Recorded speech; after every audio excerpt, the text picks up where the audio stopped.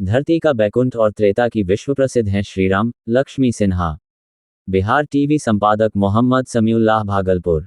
Anchor Bihar TV news agency Bihar Patna. समाज सेविका श्रीमती लक्ष्मी सिन्हा ने कहा, श्री राम जन्मभूमि पर श्री राम लाल की प्राण प्रतिष्ठा हो रही है।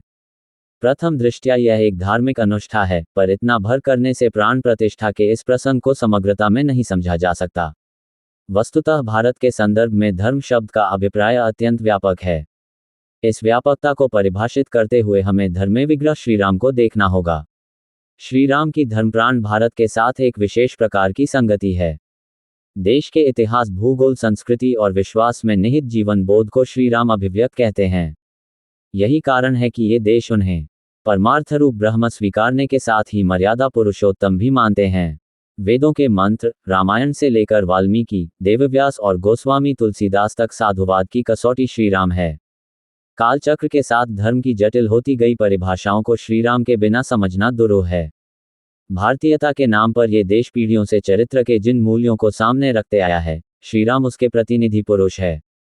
हिंदू संस्कृति और उसके मूल सनातन धर्म की पहली पूरी अयोध्या अपनी संस्कृति पहचान में पुनर्प्रतिष्ठित हो रही है। यह उन महाराज मनु की राजधानी है, जिसके संबंध में मानव जाति की पहचान है। यह उन मर्यादा पुरुषोत्तम श्रीराम की जन्मभूमि है, जिसकी जीवन यात्रा निर्वासन से प्रारंभ होकर निषाद, केरात, कोल, भील, वनवासी, गिरवासी तथा ऋषि मुनियों से होते हुए वरण भालुओं तक पहुंचती है और उनमें स्नेहा संचार करती है और अंततः रामराज्य का आकार लेती है। श्रीमती लक्ष्मी सिन्हा ने आगे कहा कि श्रीराम का चरित्र सद्भाव और सौमनस्य की उसे संस्कृति को व्यक्ति की चेतना में जागृत करता है, जो भारतीयता का प्राण तत्व है। यह एक नगर या तीरथ भर का विकास नहीं है, यह उसे विश्वास की विजय है, जिसे सत्यमेव जयते के रूप में भारत के राजचिर में अंगीकार किया गया है।